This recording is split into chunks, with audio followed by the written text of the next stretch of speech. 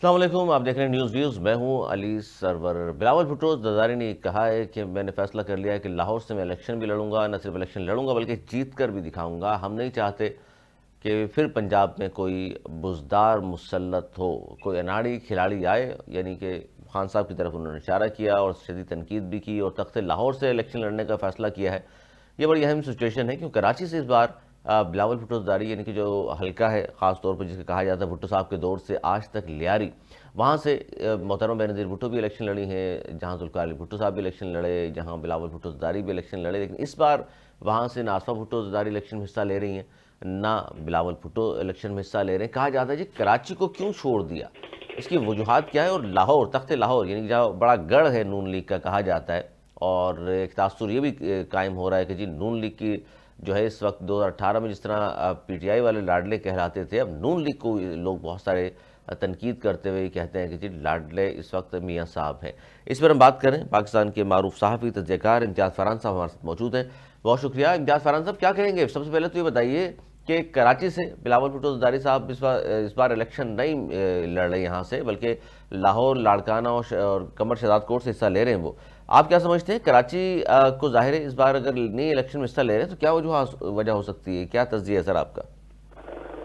जी बिस्मिल्लाहिर्रहमानिर्रहीम। देखिए, इस वक्त अगर देखेंगे तो कराची में दायरे के इस पे मुख्तलिफ बात हो सकती है। बिलावल ये लियारी जो है वो पीपल्स पार्टी का रिवायती हल्का रहा है, जहाँ से शहीद रानी मोहतरमा बेनज़ीर भुट्टो साहिबा भी इलेक्ट होती रही और बड़ा गढ़ आवाजा करीमदाद, रहीम बलोच और काफी सारे वहाँ पे इलेक्ट होते रहे।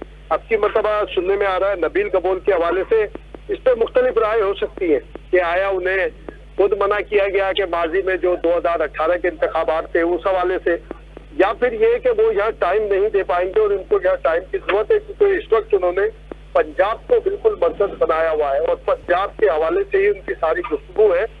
और जो यहाँ पर गुज़िश्ता रोज बीबी शहीद के बरसी के मौके पर जो उनकी गुफ्तगू थी वो भी सीधी सीधी पंजाब के हवाले से। तो उन्होंने जाहिर है कि ये भुट्टो साहब की तरह एक माजी का एक बड़ा फैसला किया है जो पंजाब को एक सामने रखा है, टास्क के तौर पर रखा है। तो खुद लाहौर से वो इलेक्शन लड़ रहे हैं, उसका मतलब पूरे मुल्क में देखिए सिंध में तो पोजीशन मजबूत है पीपल्स पार्टी की और बहुत सारी बातें सामने होती है। मैं नहीं समझता कि कोई मजबूत अपोजिशन भी यहाँ पर मौजूद है। अच्छा, ये इम्तियाज़ फ़रहान साहब, ये आप कह रहे हैं कि चलें पीपल्स पार्टी तो हम सब जानते हैं, आपने भी कहा कि मजबूत पोजीशन में है, 3 बार हुकूमत कर चुकी है और इस बार भी हुकूमत बनाने में बासानी कामयाब हो जाएगी। लेकिन ये जो लफ्ज़ इस्तेमाल किया आपने कि मजबूत अपोजिशन भी नहीं होगी, हालांकि ग्रैंड अलायंस एक बन रहा है, नून लीग, एमक्यूएम पाकिस्तान भी है, जीडीए वाले भी हैं, ये सारे लोग मिलकर एक अलायंस बनाना चाह रहे हैं, बनने वाला है। तो आप नहीं समझते कि पहले के मुकाबले में मजबूत अपोजिशन तो होगी यहाँ पर?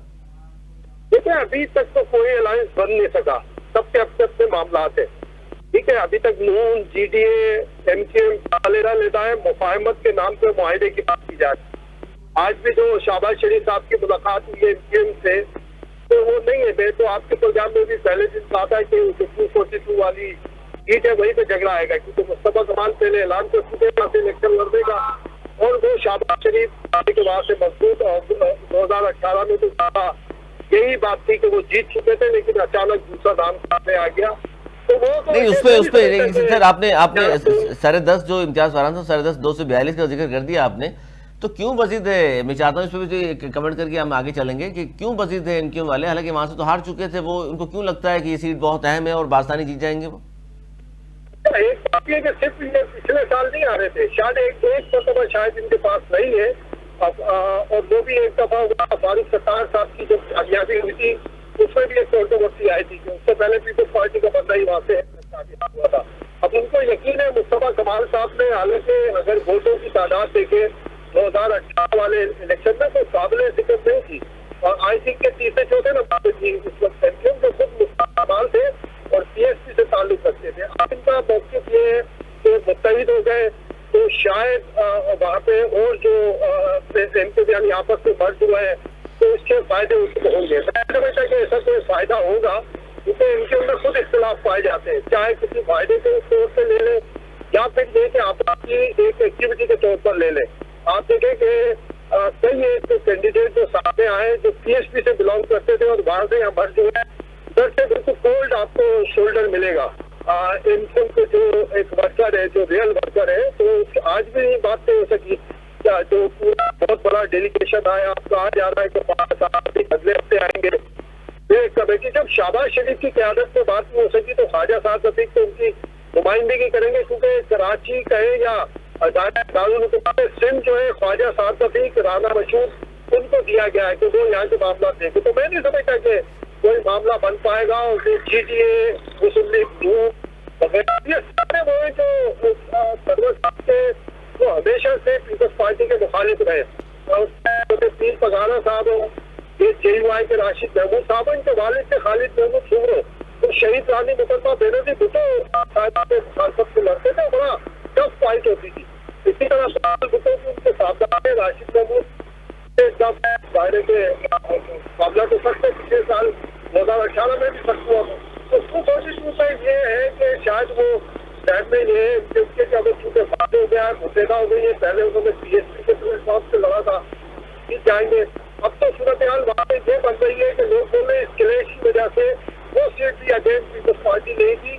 अगर वो कादिर बंदू खेल वहाँ पे बहुत एक्टिव है और वो जो भी कैंडिडेट हो तो पीपल्स पार्टी वहाँ पे विन कर सकती है, क्योंकि अभी भी MLA उसके वहाँ पे जीते थे भाई इलेक्शन में, और यानी कि मुस्लिम लीग ग्रुप के इख्तिलाफ की वजह से और टिकट की सही तकसीम ना होने की वजह से। अच्छा, इस पर इम्तियाज फारन साहब, जो आपने बात की खासतौर बिलावल भुट्टो ज़रदारी साहब का, अगर तवज्जो पूरी पंजाब पे है तो एक वजह फिर ये भी हो सकती है कि जनाब, क्योंकि हमेशा ये देखा है कि जो पंजाब में जो जीतता है वफाक में हुकूमत वो बना लेता है, तो पीपल्स पार्टी सिंध तो सेफ है उनके पास, तो उन्होंने इसलिए डेरे डाल दिए हैं पंजाब की जानिब। भी आप कह रहे हैं कि तख्ते लाहौर से इसलिए फैसला किया बिलावल भुट्टो ज़रदारी ने इलेक्शन लड़ने का। देखिए, बिल्कुल स्ट्रेटेजी होती है। अब मैं समझता हूँ कि जो स्ट्रेटेजी है उसके ऊपर जो बातें कर रहे हैं कि बाप कुछ और कह रहे हैं, बेटा कुछ और कर रहा है, ऐसा नहीं है। देखिए, बिलावल ने सही लाइन ड्रॉ की है। उसका हिट जो किया है उन्होंने नवाज शरीफ के एंटी वोटर को। अब अगर PTI सही मानों में, जो कि जाहिर है कि पंजाब में इस वक्त सारा काम है PTI का, और दूसरे नंबर पर खैबर पख्तूनख्वा, अगर उसके साथ कोई भी सेटबैक होता है या उसको इस तरह की एक्टिविटी नहीं होती तो जाहिर है कहते हैं ना, दोस्त का दोस्त भी दोस्त होता है, दुश्मन का दुश्मन भी दोस्त होता है। और उसको वो वहाँ पे हिट कर रहे हैं एंटी नवाज शरीफ वोट को, और वो चाहते हैं कि एंटी नवाज शरीफ वोट उनके हक में आ जाए। और अगर वो आ गया तो कामयाब हो गए तो मैं समझता हूँ कि पीपल्स पार्टी पंजाब में एक अच्छी सूरत से आ सकती है। और अगर अच्छी सूरत से नहीं आई तो वो एक मजबूत यानी कि आवाज के तौर पे आ सकती है। अच्छा, इस पर उन्होंने ये कहा इम्तियाज फारन साहब, एक बड़ी अहम बात ये भी, की हुकूमत बनी थी तो उस वक्त भी पीपल्स पार्टी एब्सोल्यूट मेजॉरिटी में नहीं थी। बिल्कुल मुख्तलिफ साइड से बना के और इस बात के इम्कान है, अगर वो सही बिलावल अपने टारगेट में कामयाब हो गए तो इस बात के इम्कान है मकसद में भी पीपल्स पार्टी हुकूमत बना सकती है शादियों के साथ मिलकर। उनका एक सॉफ्ट कार्नर तहरीक इंसाफ से भी आ रहा है। उन्होंने तहरीक इंसाफ के चेयरमैन इमरान खान के हवाले से गुज़िश्ता को एक बात की कि उन्हें मार्गदर्शन करनी पड़ेगी, अदरवाइज उन्होंने तहरीक इंसाफ के बारे में कुछ नहीं कहा। सारे के इमरान खान को इलेक्शन में नजर नहीं आ रहे तो वो इलेक्शन में मौजूद होंगे। तो सारे यानी आपका तजिया ये है कि इलेक्शन के बाद PTI अगर किसी भी सूरत में इलेक्शन में रहती है और कुछ सीटें उनके पास आ भी जाती हैं तो पीपल्स पार्टी से बात उनकी हो सकती है और पीपल्स पार्टी बात कर सकती है। देखिए, पीपल्स पार्टी वाहिद जमात है पाकिस्तान में जो दरवाजे ओपन रखती है, अभी भी मुज़ाकरात का दरवाजा बंद नहीं करती। PDM जैसी जब PDM हुई हुकूमत में वो शामिल हुआ। आपको याद होगा कि PDM बनाने वाला बिलावल भुट्टो ज़रदारी है। बिल्कुल, जब ये सारे सियासतदान जमा नहीं हो रहे थे, बिलावल भुट्टो ने FPC कॉल की, FPC कॉल करके बाद PDM बनाई गई। फिर एक इख्तलाफ आया, उस इख्तलाफ की वजह से बिलावल भुट्टो बाहर आ गए थे। PDM का फाइनल जो है वो बिलावल भुट्टो ज़रदारी है। बिल्कुल, ये नहीं है कि ये शहबाज शरीफ की बात है। फिर वो PDM कहा करे कि बदूर रहमान साहब की क़यादत में, और जब वो क़यादत में जब क्यों बना तो फिर उन्होंने PDM को ज्वाइन नहीं किया, PDM को सपोर्ट किया और उसके इत्तेहादी के तौर पर सामने आए। मतलब PDM का खालिक भी अगर आप कहेंगे, मास्टरमाइंड कहेंगे या सक्सेसर कहेंगे, वो बिलावल भुट्टो ज़रदारी थे। तो इसका मतलब है उसने उन्होंने कोई एक लाइन अलग जो लॉ की है, जो नवाज शरीफ को भी उन्हें निशाने पर रखा, और यही फार्मूला नवाज शरीफ इख्तियार कर रहे हैं कि नवाज शरीफ का क्लोज लोग क्लियर कट मैसेज है अपने रूम के तमाम लोगों को कि पीपल्स पार्टी को हिट नहीं करना है। मुझे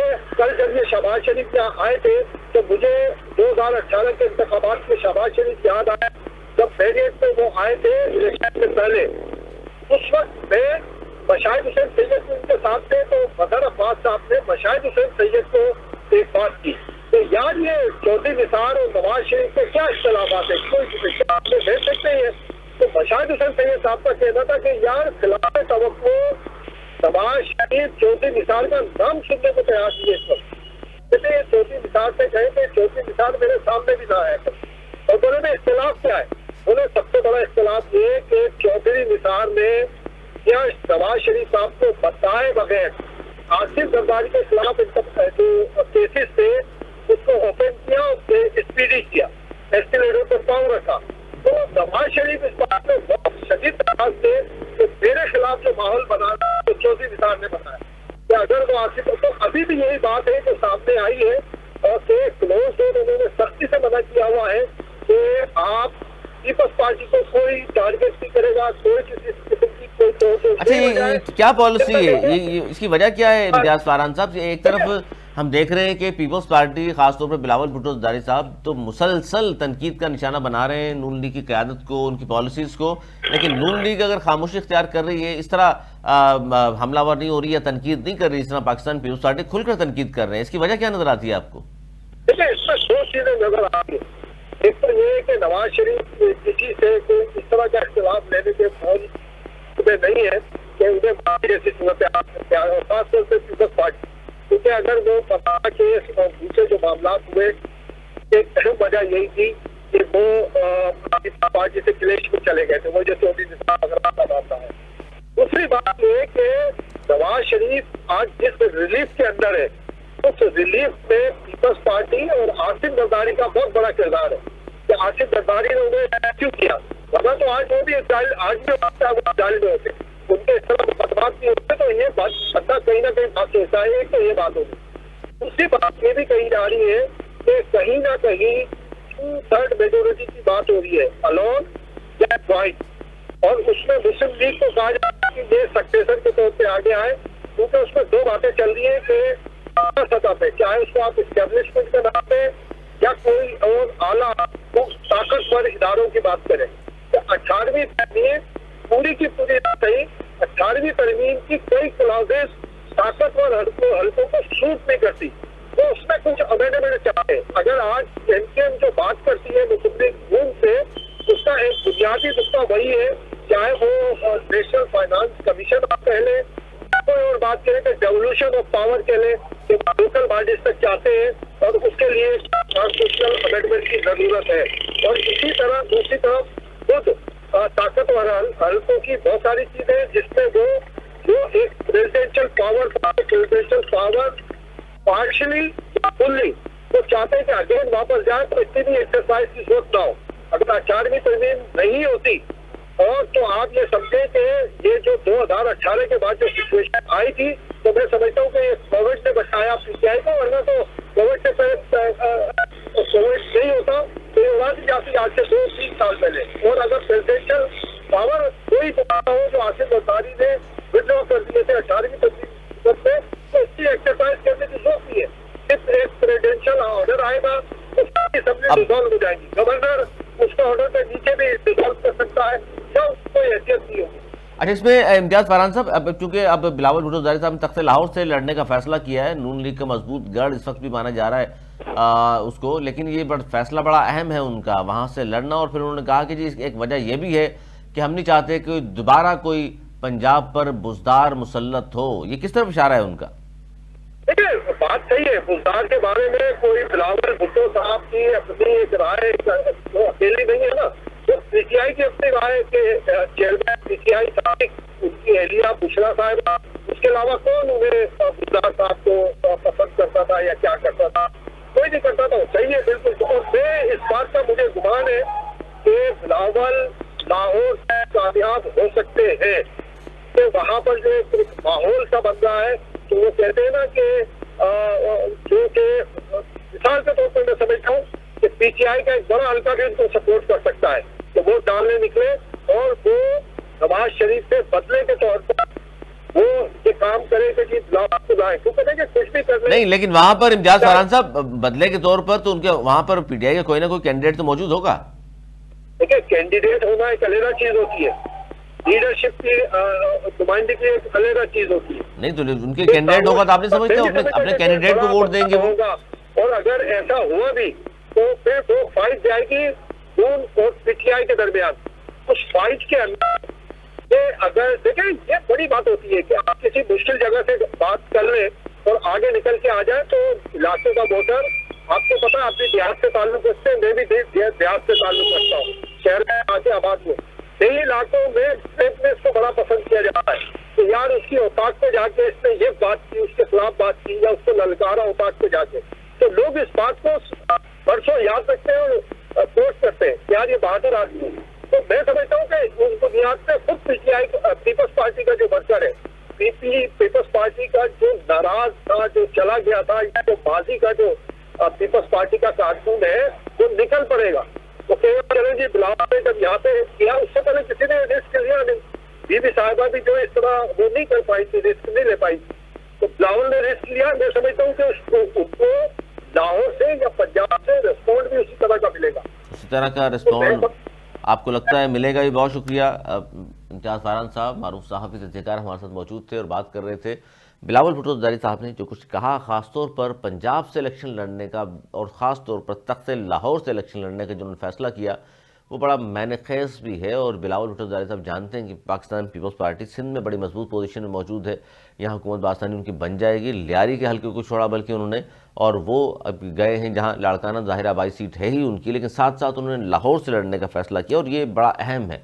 जिस तरह इम्तियाज़ फारान ने कहा कि ये बड़ी बहादुरी की बात है कि आप ऐसे जगह से इलेक्शन लड़ने के लिए जाहिर आपने कागजात नामजदगी जमा कराए और लड़ेंगे भी आप वहाँ से इलेक्शन, कि जो नून लीग का गढ़ कहा जाता है जिसको, और वहाँ जाकर यानी कि अब नवाज शरीफ साहब अगर लड़काना में आए और इलेक्शन लड़ने की कोशिश करें तो सब हैरान होंगे उस पर कि जनाब यहाँ तो वोटर सपोर्टर उनको नहीं है, लेकिन पीपल्स पार्टी लाहौर में मौजूद है। ये हम सब जानते हैं, जहांगीर बदर साहब के दौर से लेकर अब तक, मोहतरमा शहीद बेनज़ीर भुट्टो के दौर से लेकर अब तक वहाँ उनका वोटर सपोर्टर मौजूद है। सिर्फ मोटिवेट करने की बात थी, वही बात ये इम्तियाज़ फारान साहब ने भी की कि अपने कारकुनान को मोटिवेट करने की ज़रूरत है, दोबारा उनको ज़ाहिर जद्दोजहद तेज़ करने की ज़रूरत है। इंतखाबी मुहिम पाकिस्तान पीपल्स पार्टी शुरू कर चुकी है। नून लीग गौमगो की सूरत हाल में अब तक मौजूद है, न जाने क्या वजूहत हैं जिनकी वजह से अब तक वो शुरू नहीं कर सके, लेकिन पाकिस्तान पीपल्स पार्टी भरपूर इंतखाबी मुहिम चला रही है। इस पर मज़ीद भी हम बात करेंगे, लेकिन आज तक के लिए इतना ही। अगले प्रोग्राम तक के लिए मुझे मेरी टीम को दी इजाज़त। वलन के बाद।